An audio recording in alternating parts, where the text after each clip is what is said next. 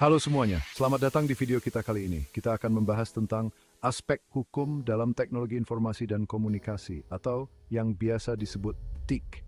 Mungkin kalian berpikir, aspek hukum? TIK, ASEP. Kamu serius? Iya dong, ini penting banget loh. Kita akan membahas tentang peraturan di dunia digital, supaya dunia digital ini tidak menjadi tempat yang kacau dan tanpa aturan. Bayangkan seperti ini, di zaman dulu, ada banyak tempat hiburan, perkelahian, dan jarang ada dokter gigi. Sekarang kita punya aplikasi, media sosial, dan banyak banget data kita yang diambil. Sama seperti zaman dulu, kita butuh peraturan supaya semuanya adil dan tidak ada yang dirugikan secara digital. Di video kali ini, kita akan membahas beberapa peraturan penting yang mengatur dunia digital ini. Kita akan bahas tentang privasi data, keamanan siber, hak cipta, sampai transaksi online. Jadi, siap-siap ya teman-teman. It's Refumbles Toys.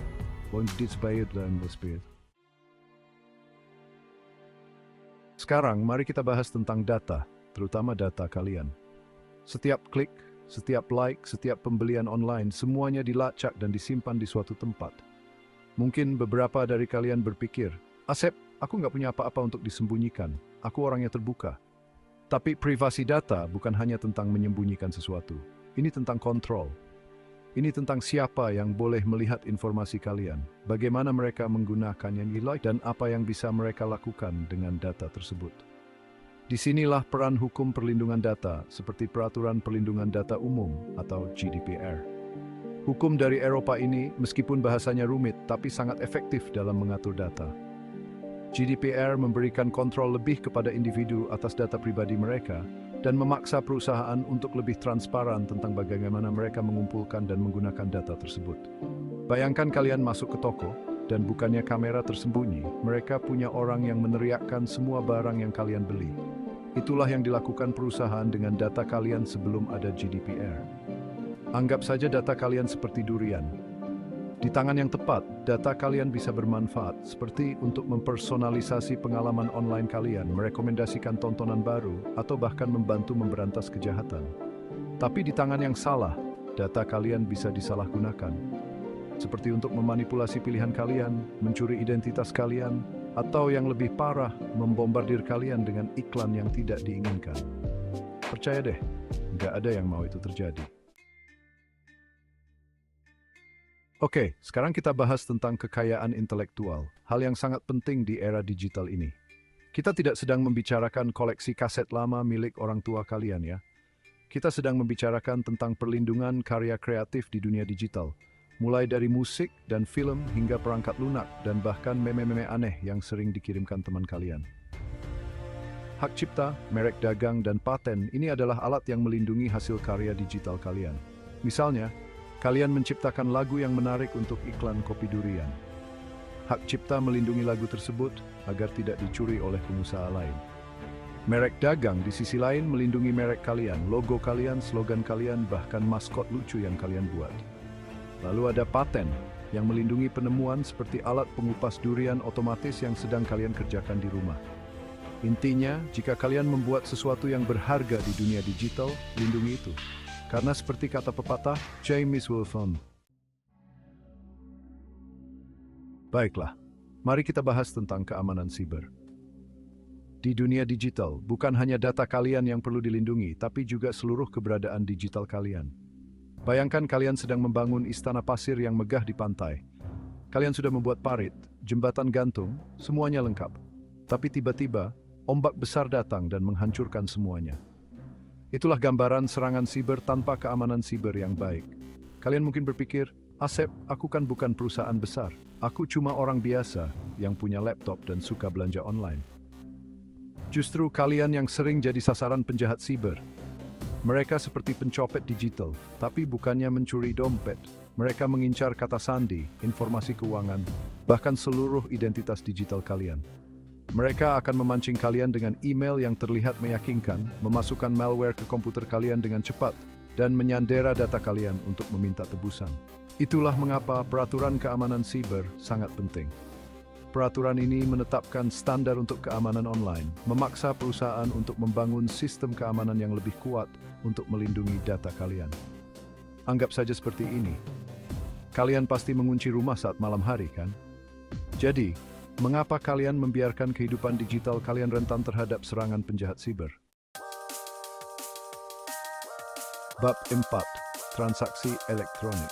Mari kita bicara tentang e-commerce. Pasar digital tempat kalian dapat membeli apapun mulai dari sepeda roda 1 hingga pasta gigi rasa durian selama setahun. Jangan pura-pura tidak tergoda.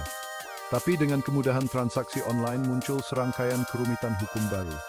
Ini seperti menavigasi pasar malam yang ramai. Hanya saja alih-alih menawar harga, kalian mencoba menguraikan syarat dan ketentuan yang ditulis dalam font yang sangat kecil. Kalian memerlukan mikroskop dan gelar sarjana hukum untuk membacanya. Disitulah hukum e-commerce berperan, menyediakan kerangka kerja untuk pembelian dan penjualan online. Mereka mencakup segalanya, mulai dari perlindungan konsumen hingga tanda tangan digital, memastikan bahwa transaksi online kalian aman, terjamin, dan mudah-mudahan bebas durian.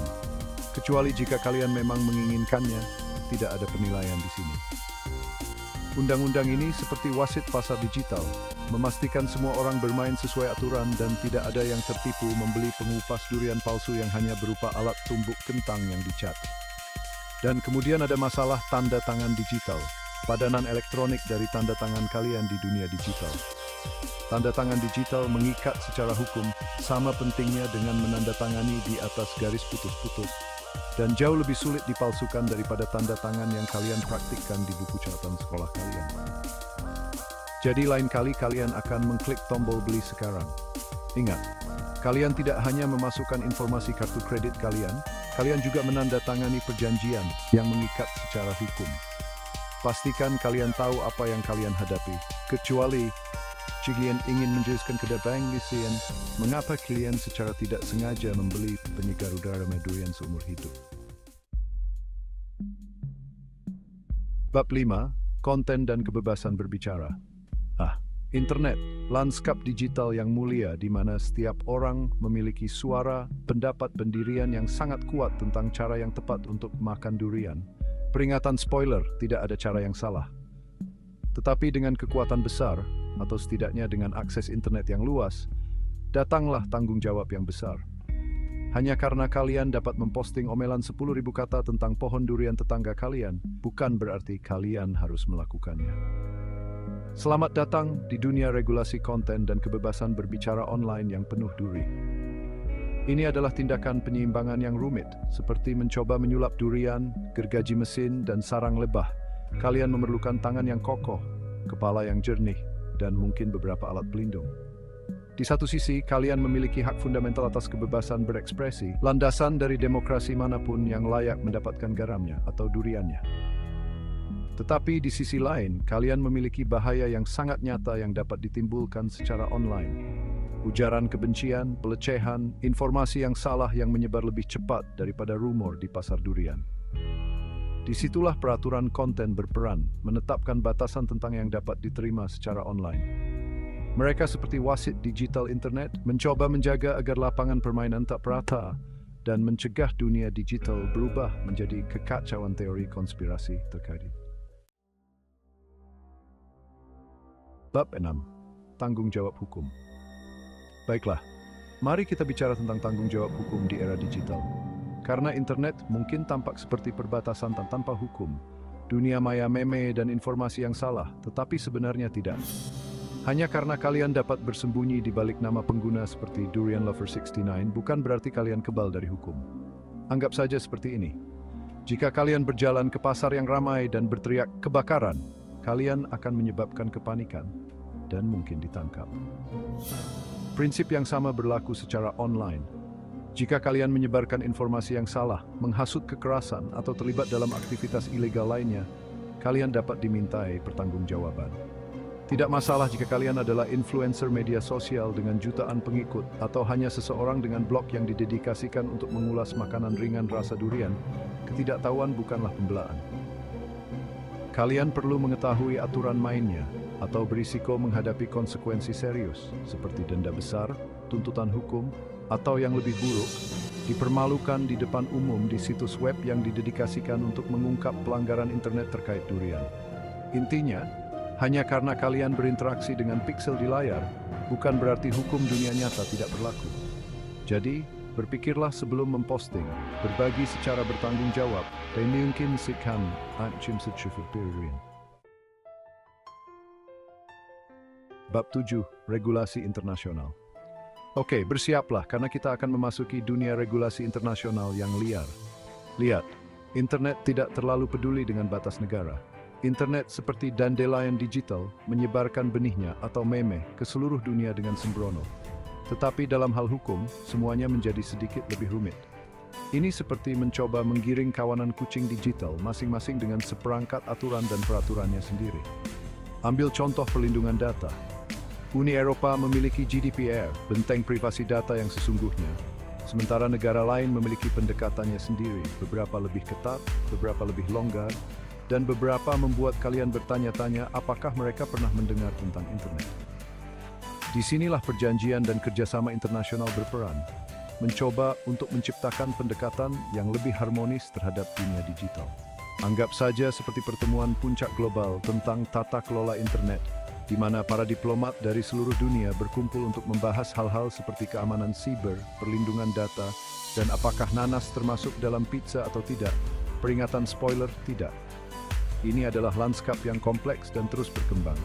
Tetapi satu hal yang pasti, di dunia kita yang semakin saling terhubung, kerjasama internasional bukan lagi sebuah kemewahan, melainkan sebuah kebutuhan. Karena dalam hal internet, kita semua bersama-sama suka atau tidak.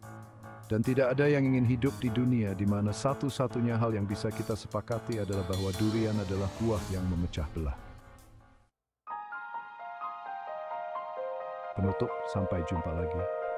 Jadi begitulah kursus kilat tentang aspek hukum TIK. Sekarang, aku tahu apa yang kalian pikirkan.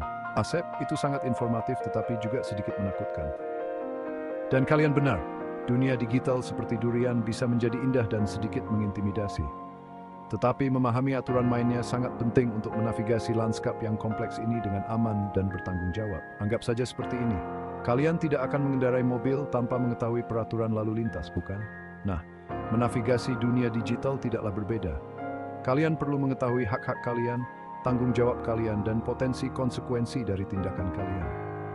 Karena di era digital, ketidaktahuan bukanlah kebahagiaan, melainkan pelanggaran data yang menunggu untuk terjadi. Jadi, tetaplah terinformasi, tetaplah waspada, dan ingat, internet mungkin merupakan lanskap yang luas dan selalu berubah. Tetapi dengan sedikit pengetahuan dan sedikit kehati-hatian, kita semua dapat menikmati buah dari era digital tanpa berakhir di sisi yang salah dari pengadilan siber. Terima kasih telah menonton, dan jangan lupa untuk menyukai dan berlangganan untuk konten yang lebih berwawasan. Memahami aspek hukum TIK sangat penting untuk penggunaan teknologi yang etis dan bertanggung jawab. Tetaplah terinformasi dan lindungi hak-hak kalian di dunia digital. Terima kasih telah menonton, dan jangan lupa untuk menyukai dan berlangganan untuk konten yang lebih berwawasan.